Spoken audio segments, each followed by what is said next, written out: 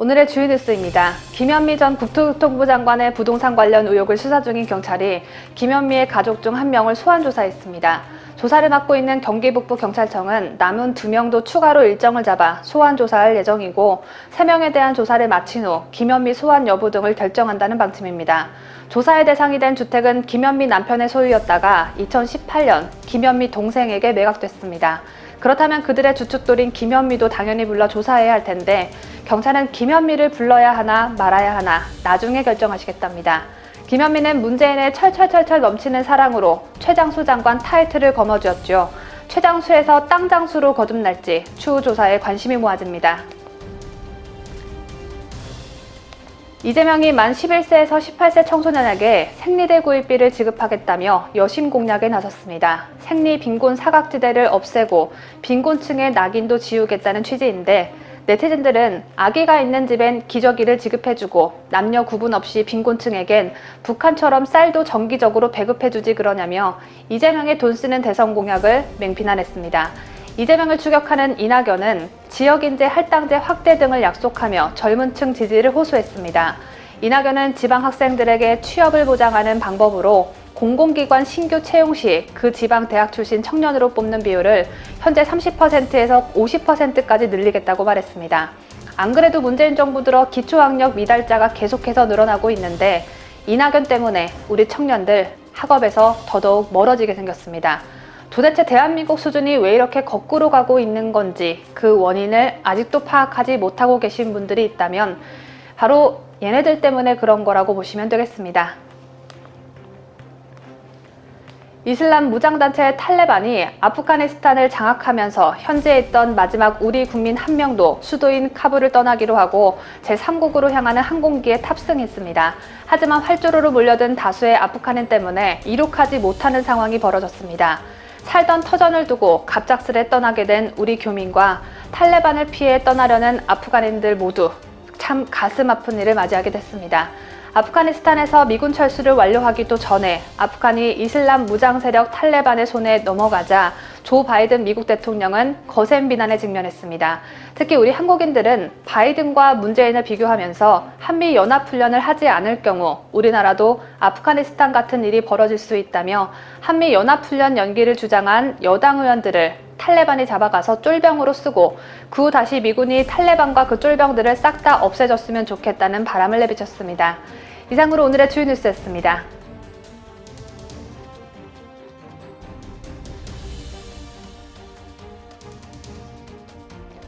오전 7시에 7가지 소식을 전해드리는 뉴스탑 7, 지금 바로 시작합니다.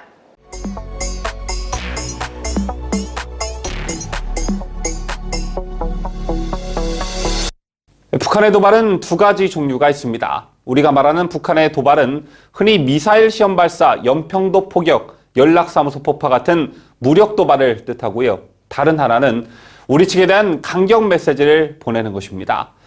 남북통신선을 북한이 일방적으로 끊고 난 직후 북한의 도발이 계속 이어지고 있죠. 천안함 폭침의 주역이 바로 나라고 당당하게 말했던 김영철 북한 노동당 통일전선 부장은 남조선 당국이 얼마나 엄청난 안보 위기에 다가가고 있는가를 시시각각으로 느끼게 해줄 것이라고 도발했습니다. 그리고 16일이었던 어제 한미연합훈련이 26일까지 본훈련에 들어감으로써 이 기간 내에 북한이 김영철이 협박했던 것처럼 무력 도발을 하지 않을까 하는 관측들이 나오고 있는데요. 자금의 상황은 문재인 정권의 저자세가 주된 원인이라 할 수 있습니다. 한국과 미국은 이번 훈련 규모를 지난 3월 상반기 때보다 30%나 축소했습니다. 박근혜 정부 때에 비하면 12분의 1 수준이라고 하는데요. 그것도 야외 기동 훈련이 아니라 컴퓨터 시뮬레이션 훈련입니다. 이런 군대가 실전에서 뛰어난 전투력을 발휘할 거라 생각하는 건 무리한 욕심일 것입니다. 북한은 코로나19와 식량난으로 엄청난 고초를 겪고 있는 것으로 전해지고 있죠. 그렇다면 이러한 북한 내부 사정에도 불구하고 북한이 과연 무력 도발을 할 수 있을까요? 지난 2012년 이명박 대통령은 정례 라디오 연설에서 북한이 이번 미사일 발사에 쓴 직접 비용만 해도 무려 8억 5천만 달러, 우리 돈 약 9,497억 9천만 원으로 추정되고 있다고 말했습니다. 물론 미사일을 한 번 쏘는데 비용만 딱 떼어놓고 금액을 산출한 것이 아니라 미사일 발사장 건설, 미사일 개발비, 위성 개발 등등을 모두 합산해 추정한 금액이었습니다. 그러면서 이명박 대통령은 미사일 한 번 쏘는 돈이면 식량 문제를 완전히 해결할 수 있다라는 말도 덧붙였는데요. 이런 가운데 이번에 북한이 무력 도발을 하긴 어려울 것이다라는 관측들이 조심스럽게 나오고 있습니다. 현재 인민군은 한미연합훈련 대응 차원의 야간 훈련을 진행하고 있는데 이게 잘 안 되는 것 같습니다. 왜 그럴까요? 강추천 기자가 보도합니다. 농업 전선을 사회주의 수호전의 전초선으로 내세우고 있는 북한이 전례 없이 군부대 전력 공급량을 줄여가면서 농촌으로 전력을 집중시키고 있는 것으로 전해졌습니다. 현재 인민군은 한미연합훈련 대응 차원의 야간 훈련을 진행하고 있어 전기가 절실히 필요한 상황이지만 실상은 군부대의 24시간 정전 사태가 이어지고 있다는 전언인데요. 도 소재 군부대들에는 올해 2월까지만 해도 4시간 넘게 전기가 공급됐는데 지금은 공급이 거의 없어 밤에도 병실에서 캄캄한 생활을 하고 있습니다.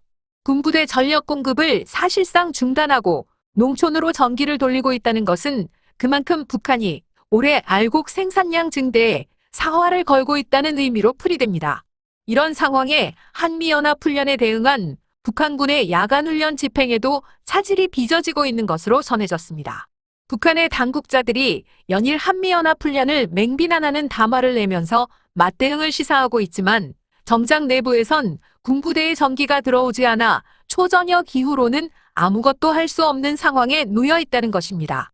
군부대 병실에 불이 안 들어온 지 몇 달 돼 전문 훈련은 모두 12V 축전지를 구매해 진행 중이나 며칠 못 가 배터리가 다 나가 말로만 훈련 완료 보고를 올리고 있습니다. 중앙화력수력발전소나 본해 중소형 발전소들에서 전력 생산을 넘쳐 수행했다는데 그 전기는 모두 어디로 갔는지 농촌에 좀 보낸다고 군부대 전기까지 줄일 정도면 나라 전력망이 잘못된 것 아니냐는 반응이 나오고 있습니다. 자유대한민국을 수호하는 유대배 강추천입니다.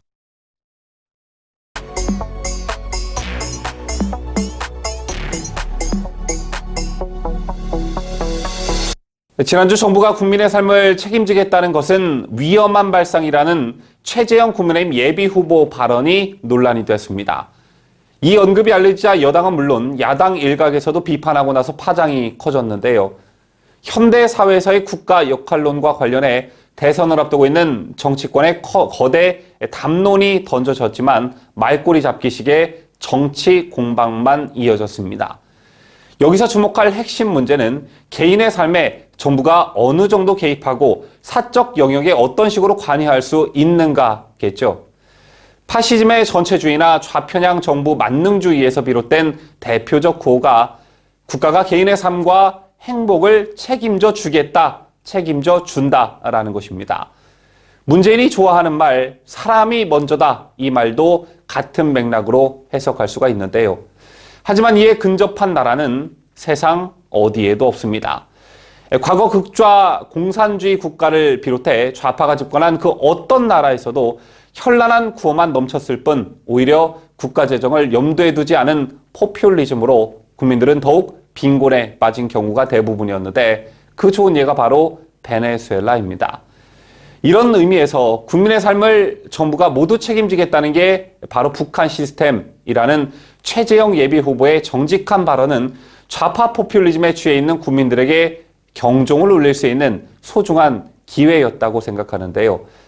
근래 한국에서는 사회 전반의 좌경화와 함께 국가 개입주의 경향이 농후해졌습니다.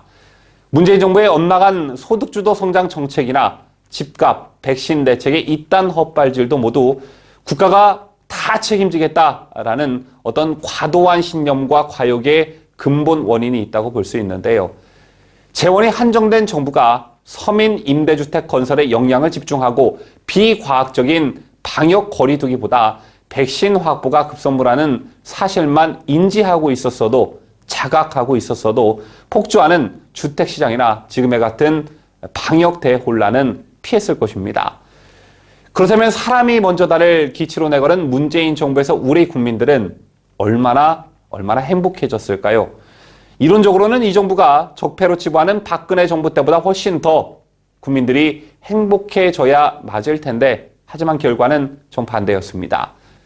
문재인 정부 출범 이후 자살률은 점점 높아지고 있고 출산율은 3년째 내리막길을 걷고 있다는 게 숫자로 확인이 됐는데요. 문재인 정부가 적폐로 몰아붙인 박근혜 정부보다 수치가 훨씬 악화된 상태인 것으로 나타났습니다. 통계청에 따르면 인구 10만 명당 자살자 수를 의미하는 자살률은 공교롭게도 현 정부 이후 증가세로 돌아섰습니다. 현 정부 출범 당시인 2017년에 24.3명으로 2006년 22명 이후 최저치를 기록했습니다. 하지만 이듬해 26.6명으로 큰 폭으로 늘어나더니 2019년에도 26.9명으로 더 올랐습니다. 지난해 수치는 아직 나오지 않았지만 장기화되는 코로나 팬데믹으로 인해 자살률이 더 증가했을 거다, 늘어났을 것으로 추정되고 있습니다. 즉 코로나 이전부터 이런 현상이 일어나고 있었으니 코로나 때문에 그랬다는 핑계는 대지 못하겠죠. 자, 다음 합계 출산율을 보시겠습니다. 여성 1명이 평생 낳을 것으로 기대되는 출생아 수인 합계 출산율은 2017년에 1.05명에서 이듬해 1명 밑으로 떨어지더니 지난해는 0.84명에 그쳤습니다. 참고로 경제협력개발기구 OECD 회원국 중 합계 출산율이 1명에도 못 미치는 나라는 대한민국이 유일합니다. 결론적으로 박근혜 정부 때는 자살률이 2013년 28.5명에서 2016년 25.6명으로 수직 하락했습니다. 합계 출산율은 정권 초 2년 연속 증가했는데 박근혜 정부보다 복지를 강조하는 문재인 정부에서는 이 두 가지 수치가 현저히 악화됐다는 그런 얘기입니다. 그렇다면 그 원인이 궁금해지는데요. 우선 성장을 등한시한 것이 주된 원인으로 꼽히고 있습니다. 경제 성장률은 2017년 3.2%를 기점으로 매년 하락했고 지난해는 코로나19 영향으로 마이너스 0.9%의 역성장을 기록했었죠. 그만큼 국민들의 살림살이가 팍팍해졌다는 건데 이는 특히 상대적으로 벌이를 찾기 힘든 노년층과 취업 준비생인 20대의 빈곤을 악화시키면서 이들을 극단적인 선택으로 내몰았다는 분석입니다. 실제로 통계청에 따르면 2019년 20대 자살률은 전년도 대비 9.6%나 뛰었다고 합니다. 그도 그럴 것이 소득은 늘지 않는데 문재인 정부 들어 부동산 가격이 미친 듯이 치솟은 점은 결혼 기피에 따른 출산율의 급락을 가져왔다고 볼 수 있는데요. 어르신들의 경우에도 노후 소득 보장이 부족한 데다가 가족 간 유대까지 악화되자 삶의 의미나 가치를 찾기 힘들어진 탓도 한몫했다는 분석입니다. 결과적으로 문재인 정부의 소득주도 성장론 그리고 사람이 먼저다라는 슬로건 모두 국민들을 벼랑 끝으로 몰아놓은 꼴이 되고 말았습니다. 이 방송을 보고 계시는 국민 여러분, 내년 대선이 점점 가까워오고 있는 이 시점에 여권 1위 주자인 이재명 후보를 가리켜 문재인 시즌2 또는 문재인보다 더하면 더하지 못하지는 않을 것이다 라는 의미의 문재인 매운맛이라는 말이 횡행하고 있습니다. 앞서 보도해드린 내용들이 뭘 의미하고 있는지 잘 판단하시고 내가 찍을 대선 후보를 신중히 정하시길 바라겠습니다.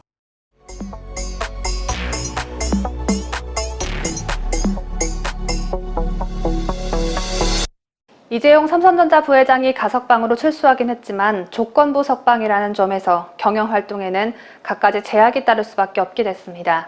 이 부회장은 지난 7개월의 수감 기간 동안 위기에 놓인 반도체와 스마트폰 등 경영 현안을 챙겨야 하고 또 정부가 내심 기대하고 있는 코로나 백신 특사로서의 역할도 본격화할 것으로 보이는데 법무부는 이런 이 부회장을 보호관찰 대상에 올려놨습니다. 유죄가 확정된 범죄인을 지도하고 원호함으로써 범죄를 예방하기 위한 형사정책적인 제도가 바로 보호관찰입니다. 재계의 시선은 이 부회장의 가석방으로 삼성전자의 경영이 정상화할지로 향하고 있는데 이 부회장을 풀어놓고는 감시를 한다는 건 어불성설이라는 지적이 나옵니다. 왜 이런 지적이 나올까요? 지난 4월 술값 시비가 붙은 손님을 살해해 시신을 훼손하고 산에 유기한 허민우. 이 살인범이 법무부 보호관찰 대상이었다는 사실 여러분은 알고 계시는지요? 허민우는 조직폭력배 출신의 폭행과 상해 전과가 다수 있음에도 불구하고 법무부의 통제가 느슨해진 틈을 타서 그 끔찍한 범행을 저지른 것입니다. 당시 전문가들은 보호관찰관 1명이 출소자 100명 넘게 관리하는 만성적인 인력난을 보호 실패 원인으로 지목했습니다.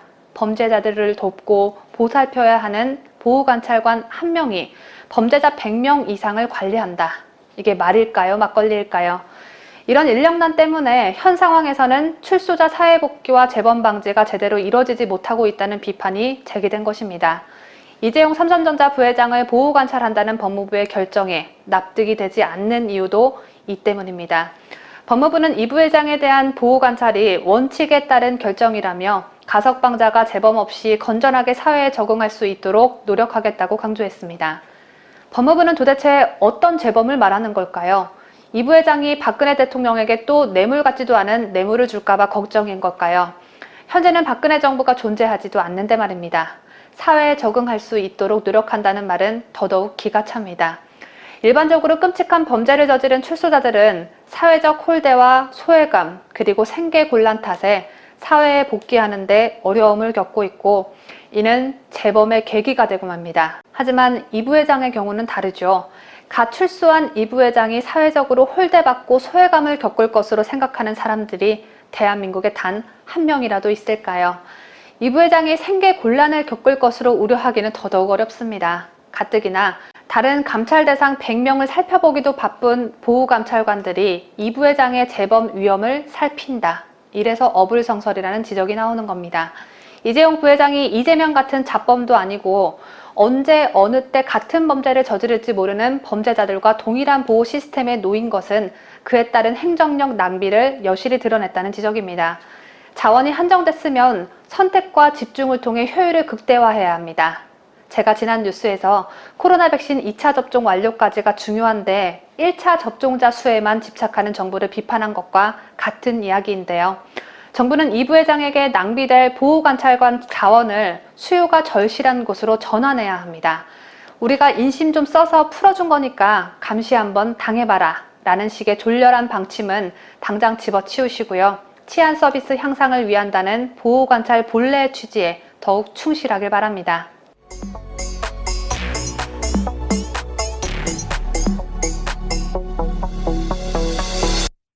문재인 임기 동안 북한에 들어간 우리의 돈은 과연 얼마나 될까?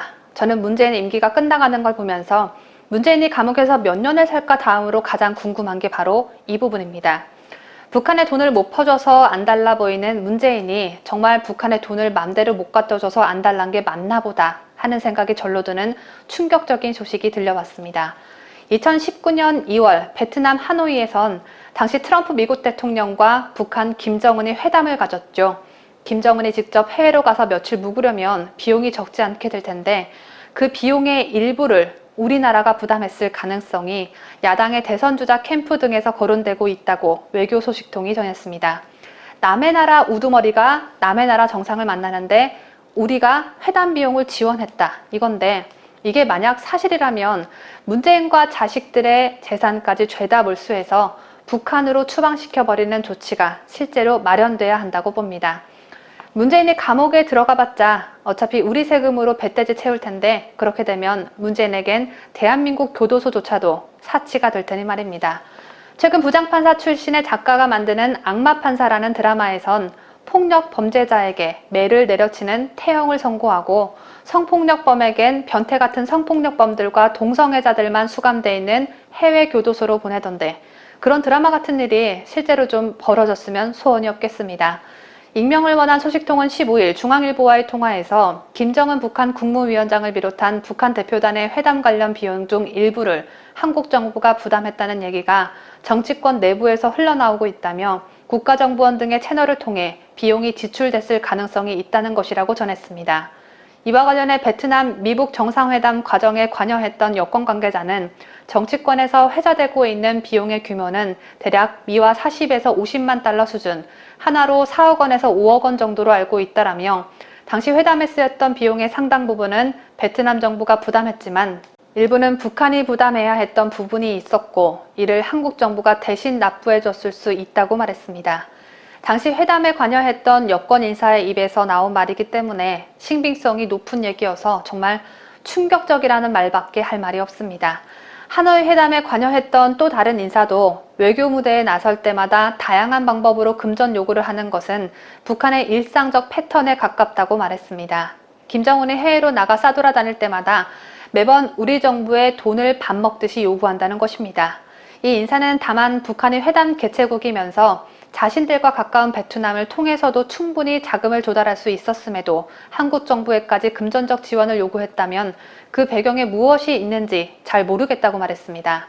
김정은이 도널드 트럼프 미국 대통령을 만난 건 단 한 번만은 아니었죠. 2018년과 19년 두 차례에 걸쳐 회담을 가졌는데 1차 회담의 장소는 싱가포르, 2차 회담 장소는 베트남 하노이였습니다. 그런데 회담을 개최했던 두 나라가 김정은을 초청한 방식이 다르다는 점에 우리는 주목해야 할 필요성이 있습니다. 싱가포르 정부는 2018년 6월 김정은을 국빈으로 초청했습니다. 외교 관례에 따라 국빈 방문에 소요되는 비용은 당연히 초대한 나라가 부담합니다.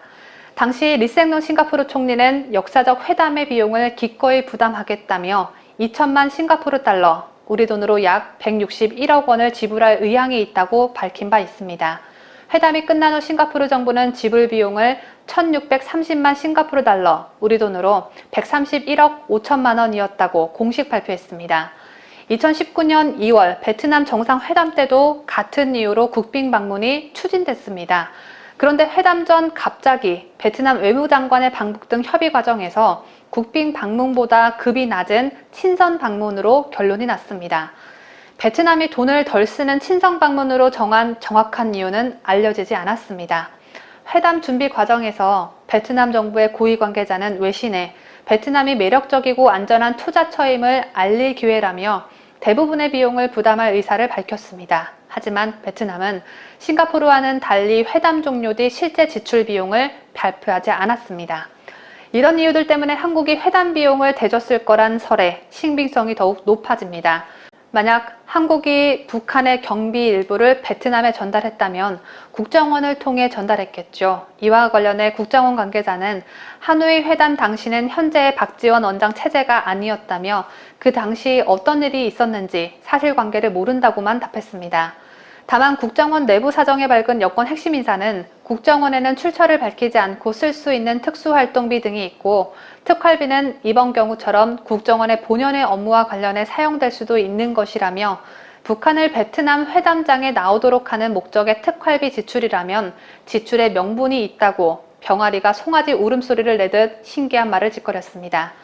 김정은을 미국 대통령과 만나는 자리에 나올 수만 있게 한다면야 국정원 특수활동비는 얼마든지 써도 된다는 말인데 이런 이유를 명분이랍시고 든다면 박근혜 대통령에게 국정원 특활비를 상납했다고 유죄를 받은 전 국정원장들은 5조 5억 5천만 가지 명분을 만들어 내세울 수 있겠습니다. 미국 회담 당시 대한민국 국정원장은 서훈이었습니다. 공교롭게도 서훈은 하노이 노딜 이후 국정원장을 박지원에게 물려준 후 집에 가서 찌그러져 있는 게 아니라 청와대 국가안보실장으로 자리를 옮겼습니다. 얼마나 큰 일을 해내셨으면 청와대에서 자리를 떡하니 마련해줬을까요? 여러 정황상 우리가 미국 회담 비용의 일부를 북한 대신 내줬다는 소문이 진실일 가능성에 무게가 실립니다. 제3국인 한국이 북한의 회담 비용을 대신 지불했다는 것은 도저히 상식적이지 않은 일인 만큼 김정은 꼬분 같은 인간들의 실체를 밝혀내기 위해서라도 문재인을 한 방에 잡아줄 수 있는 인물이 꼭 다음 정권을 차지했으면 하는 바람입니다.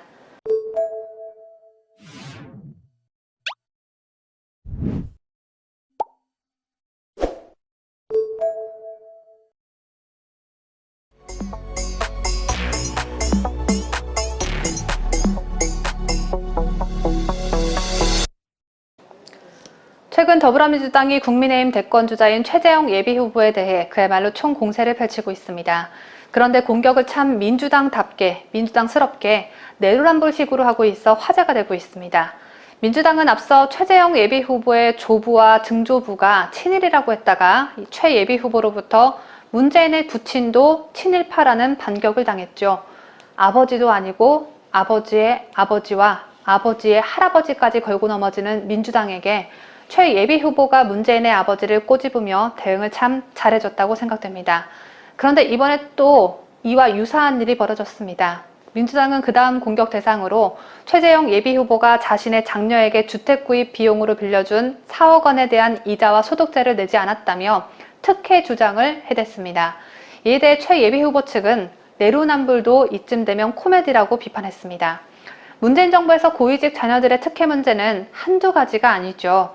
다른 나부랭이들은 일단 다 제껴두고 문재인 김정숙 부부의 아들, 딸에 대한 특혜 문제가 날이면 날마다 터져나왔던 지난 4년이었는데 딸에게 국가 세금도 아니고 최 예비 후보 본인의 돈을 빌려주고 이자 소득세를 안 받은 것 가지고 난리를 피워대고 있습니다. 최재형 대선 캠프 공보특보단은 16일 입장문을 내고 여권의 선거 기계들은 최 전 원장이 엄청난 조세 포탈이라도 한 것처럼 선동하는데 제발 대통령을 포함한 여권 고위직의 자녀들부터 살펴보라고 꼬집었습니다. 특보단은 문재인의 아들 문준용이 코로나 긴급 예술 지원 명목으로 지원 대상에 포함된 사례와 정경심이가 자녀 입시 비리 관련 혐의로 1심과 2심에서 징역형을 선고받은 것을 언급했습니다. 그러면서 문 대통령과 이 정부 고위직은 자녀 특혜 논란에 대해 제대로 된 해명과 사과를 한 적이 있는가라고 반문했습니다. 문준용이가 코로나 재난지원금을 3차례씩이나 받을 때 그때마다 문준용이 얼마나 뻔뻔한 태도로 일관해 왔는지 다들 기억하실 겁니다. 아빠의 개인 돈이 아닌 국민 세금 받는 일에 나 대통령 아들이에요 라고 보라한 듯이 지원해 총 1억 원 넘게 받았고 논란이 일자 문준용은 내 능력으로 받은 거다. 나는 실력 있는 예술가다 라는 식의 주장을 펼쳤죠.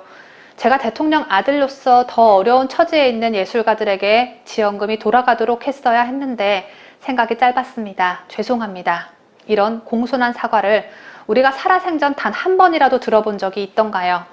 문재인의 딸, 문다혜는 또 어떤가요? 자신의 아들이 어린이병원에서 예약 대기도 없이 황제 진료를 받았다는 의혹을 제기한 야당 의원을 고소부터 해버렸습니다. 하지만 문다혜, 문준용 남매 같은 개차반들과는 달리 국민 세금이 아닌 아버지의 돈을 빌려 쓴 최 예비 후보의 장녀는 달랐습니다.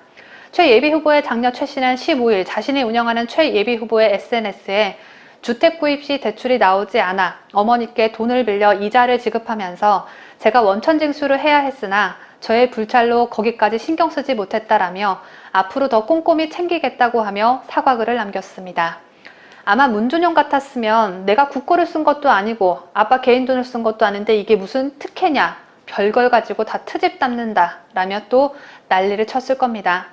한편 최재형 특보단은 최 전 원장은 이자에 대한 소득세를 세무서에 확인해 납세 고지서를 받았고 연휴가 끝나는 대로 422만 8,200원을 납부할 것이라고 말했습니다.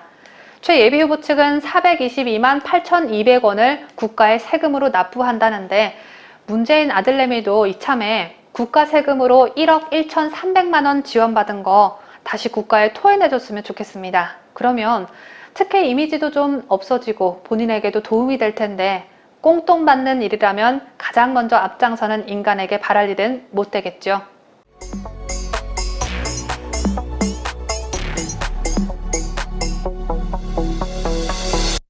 최근 들어 내년 대선을 앞두고 여당에 좋은 일만 생기는 것 같습니다.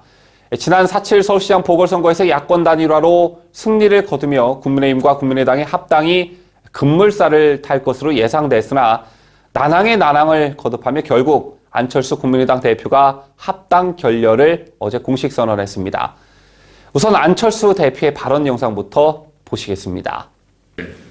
국민의당과 국민의힘 두 정당의 통합을 위한 노력이 여기에서 멈추게 되었음을 매우 안타까운 마음으로 말씀드립니다. 저의 부족함으로 인해 최종적인 결과에 이르지 못했습니다. 통합을 기대하신 국민들께 죄송하다는 말씀 올립니다. 단지 합당을 위한 합당 또는 작은 정당 하나 없애는 식의 통합은 정권 교체를 위해서도 더 좋은 대한민국을 만들기 위해서도 결코 바람직하지 않다는 결론에 이르렀습니다. 지지층 확대 없이는 정권 교체가 불가능합니다. 앞으로 계획에 대해서는 향후 따로 말씀드릴 시간을 갖겠습니다. 우선은 지금까지 혼란스러웠던 당을 먼저 추스리고 당원 지지자분들과 함께 논의해서 길을 찾겠습니다. 안철수 대표는 이날 그리 길지 않은 입장문을 발표했는데요. 합당을 위한 합당, 작은 당을 하나 없애겠다는 식의 통합은 바람직하지 않다. 이런 발언은 그저 합당이 깨진 것에 대한 대의 명분일 뿐이고요. 진짜 속마음은 통합 과정에서 국민의당 당원과 지지자들의 마음에 상처를 입혔다라고 말한 대목입니다. 이달 초 국민의당 이태규 사무총장이 한 언론에 나와 우리가 돈이 없지 가오가 없냐라고 말했던 적이 있었죠. 이제 당세를 봐서 돈과 조직이 없지. 네. 우리가 무슨 가오까지 없는 정당은 아니거든요. 이거를 훼손하면 안 됩니다. 안철수 대표가 대선을 염두에 두고 계시는 건 사실인 거죠? 많은 분들이 다 대선에 나가야 된다고 생각을 하는 거죠. 예. 그리고 통합된 어떤 그 전체 야권 대통합의 과정에서 나가는 것이 좋겠다고 하는 의견을 다 보여주고 있는 거죠, 그거는. 일단 정당과 정당 간의 합당은 풀어야 할 다양한 문제들이 존재합니다. 지역 위원장들의 지분 문제, 당직자들의 존속 문제, 또 정강 정책을 어떻게 할 건가 등등등 이런 다양한 문제들이 있는데 이 같은 실무 협상도 물론 중요하지만 가장 중요한 건 대승적 차원의 당 대표들 간의 결단입니다. 대승적 차원의 당 대표 간 결단이 있었다면 크고 작은 실무적인 협상은 크게 대두되지 않는 법인데요. 이준석 대표와 안철수 대표 간 신뢰 관계가 이미 깨졌기 때문에 서로 실무적인 것들 또 요구사항들을 가지고 줄다리기를 해왔던 것입니다. 하지만 어디까지나 이건 겉가지일 뿐 실제로 중요한 건 거듭 말씀드리지만 당 대표들 간의 신뢰 문제입니다. 안철수와 이준석과 안철수 간의 떼묵은 감정들 그게 고스란히 드러났던 적이 많았었죠. 예스까 노까라고 하는 일본 전범의 발언이 등장하기도 했고 또 휴가 가기 전에 최후 통첩식으로 나 휴가 갔다 올 때까지 결정하십시오. 그런 하란식의 엄포를 놓기도 했습니다. 이런 과정에서 양측 사이에 감정이 쌓였고 국민의당 당원들이나 지지층들 사이에서는 우리가 돈이 없지 가오가 없냐 이런 개무시를 당하면서까지 숙이고 들어가야 하는 거냐라는 반발이 커졌고 안철수 대표가 이런 당원과 지지층들을 설득할 용기를 못 냈던 것이겠죠. 그리고 또 한 가지 제3지대에 머물다가 국민의힘에 먼저 들어간 윤석열, 최재형 후보를 보고 아마 많은 생각을 했을 것입니다. 유력 대선 후보들도 이준석의 횡포에 가진 순환을 다 겪고 있는데 안철수 본인이라고 이준석이 던지는 돌을 피할 수 있다고 생각했겠습니까? 그렇다고 이준석을 비판하고자 안철수를 옹호할 생각은 추호도 없습니다. 4.7 재보선 선거 전에 국민의힘과 합당을 먼저 제안한 건 안철수 국민의당 대표였었죠. 당시 합당을 선제적으로 제안한 안철수 대표의 모습을 보면서 진정성을 느끼신 분들도 물론 계시겠지만 일각에선 단일화 여론조사를 앞두고 국민의힘 지지층을 확보하기 위한 전략적 차원의 합당 제안이다라는 분석들도 있었습니다. 또 선거를 승리로 이끈 후에 오세훈 시장은 사전에 약속한 서울시 공동운영 합의에 따라 정무부 시장에 안철수 대표의 김도식 비서실장 등을 내정했었죠. 오세훈 시장이라고 왜 자신과 호흡이 잘 맞는 측근을 정무부 시장에 내정하고 싶지 않았겠습니까? 일종의 성의를 보인 거라 생각하는데요.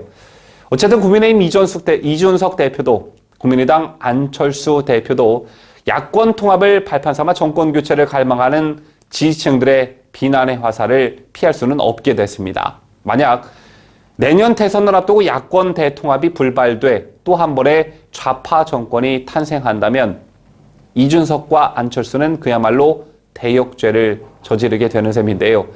이준석 리스크에 안철수 리스크까지 더해지는 지금의 상황 참 답답할 따름입니다.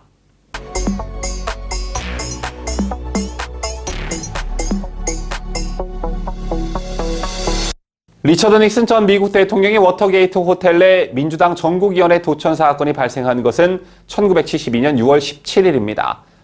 많은 사람들은 닉슨 대통령이 워터게이트 스캔들에 연루돼 곧바로 하야한 것으로 알고 있지만 그가 실제로 자리에 물러난 것은 1974년 8월 9일이었습니다.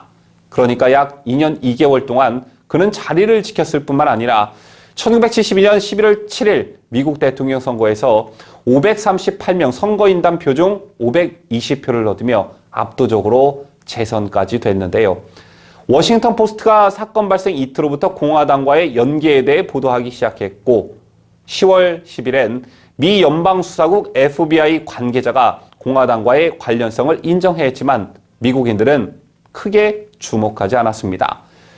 여론의 주목을 받게 된 것은 1973년 5월 상원 워터게이트 위원회를 만들어 청문회를 하고 그 내용이 TV로 생중계되면서부터인데요. 그해 7월 13일 청문회에 출석한 버터필드 닉슨 부보좌관이 1971년부터 닉슨은 집무실에서 이루어진 모든 대화를 녹음했다 이렇게 폭로하면서 사건의 폭발력이 커졌습니다. 하지만 닉슨은 솔직하게 사과를 하거나 인정하지 않았습니다. 대신 은폐를 지시했는데요. 6월 23일 닉슨은 내용이 일부 삭제된 테이프를 공개하며 비서의 실수로 훼손됐다라고 했습니다. 이는 당연히 거짓말이었죠. 10월 20일 닉슨은 콕스 특별검사를 해임하라고 명령했지만 법무부 장관이 지시를 따를 수 없다며 사임했습니다. 그에 이어 권한대행이 된 윌리엄 러클즈 하우스도 거부하고 사표를 던졌습니다. 당시 미국 언론은 이를 토요일 밤의 대학살이라고 보도했습니다. 그 뒤 미국 정부가 원고가 돼 피고 미국 대통령을 상대로 테이프를 공개하라는 재판을 제기했습니다. 연방대법원은 1974년 7월 24일 미국 정부의 손을 들어주었는데 3개의 삭제 전 원본 테이프가 의회에 제출됐습니다. 대통령이 거짓말을 했음이 명백해지자 의원들은 모두 등을 돌렸고 하원 사법위원회에 3차례에 걸친 탄핵 공고 표결은 모두 가결됐습니다. 미국인들이 분노한 건 도청행위 자체가 아니었습니다. 도청행위 자체보다는 그가 권력을 남용하고 비위 사실을 은폐하려고 했으며 나는 사기꾼이 아니다며 뻔뻔한 거짓말을 늘어놓았다는 것에 더 분노했습니다. 지금 한국의 정치판이 30대 어린 나이의 야당 대표 이준석 때문에 꽤 시끄럽습니다. 정권 교체의 희망이 절망으로 바뀌고 있습니다. 정치도 사람과 사람 간의 관계처럼 신뢰가 무너지면 모든 것이 무너지게 돼 있습니다. 그리고 한번 무너진 신뢰는 회복하기가 매우 어렵죠. 국민의힘 이준석 대표와 윤석열 전 검찰총장의 갈등이 두 사람의 통화 내용을 담은 녹취록 유출 논란으로 번졌습니다. 당대표라는 사람이 자당 유력 대통령 후보와 통화를 녹음하고 그 녹취록이 유출됐다는 소식은 살면서 처음 듣는 그런 뉴스였기 때문에 적잖은 충격을 가져다 줬습니다. 그런데 더욱 문제인 것은 닉슨이 그랬던 것처럼 잘못을 인정하지 아니하고 그런 사실이 없다라는 이준석의 발뺌이었습니다. 논란이 커지자 이준석은 유출되었다는 녹취 파일이 존재하지 않으므로 당연히 작성하고 유출된 녹취록도 존재하지 않는다며 60여 명 이상의 언론인들로부터 통화 내용에 대한 집중 취재가 들어왔고 취재 과정에서 언론인들에게 구두로 전달된 부분들이 정리되어 문건화된 것으로 보인다고 했습니다.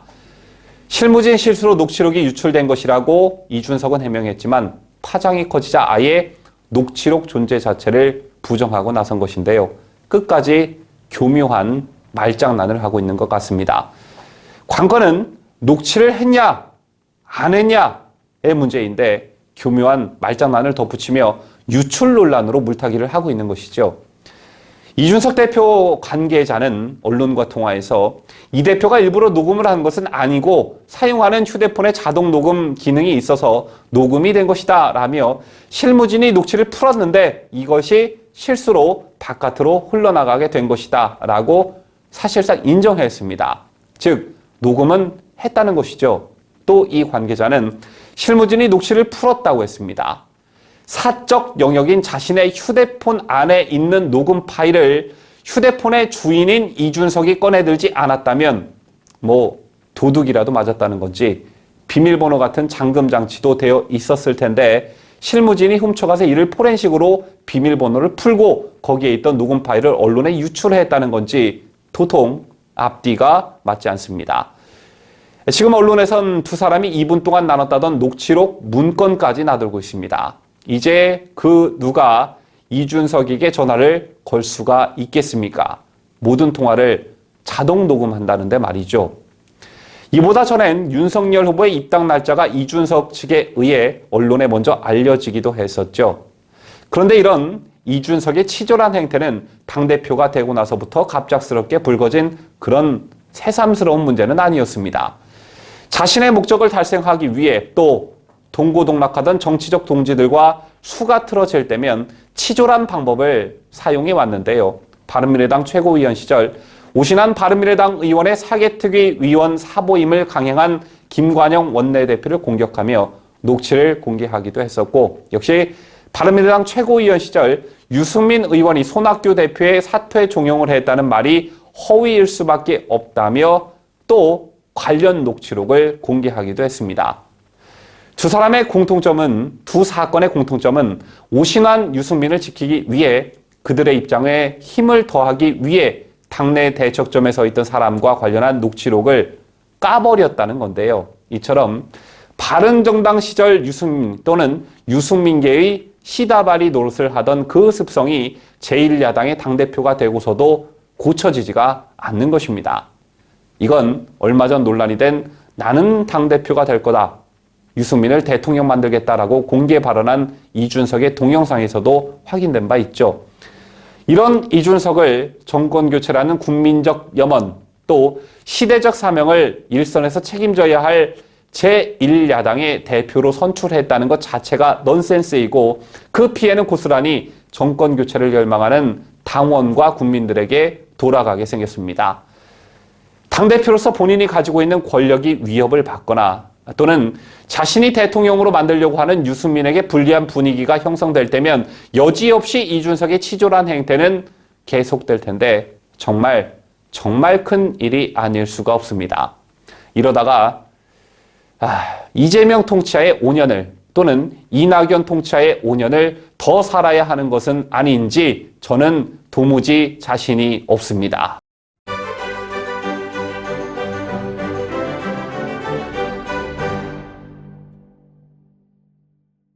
이상으로 저희가 준비한 뉴스 모두 마치도록 하겠습니다. 지금까지 저는 자유대한민국을 수호하는 뉴스데일리 베스트 민앵커였고요. 저는 변함없이 내일 아침 7시 이 자리에서 여러분들을 기다리고 있겠습니다. 끝까지 시청해주신 여러분 대단히 감사합니다. 뉴스데일리 베스트는 구독자 여러분의 소중한 구독료를 운영합니다. 여러분의 자발적 구독료 참여를 기다립니다.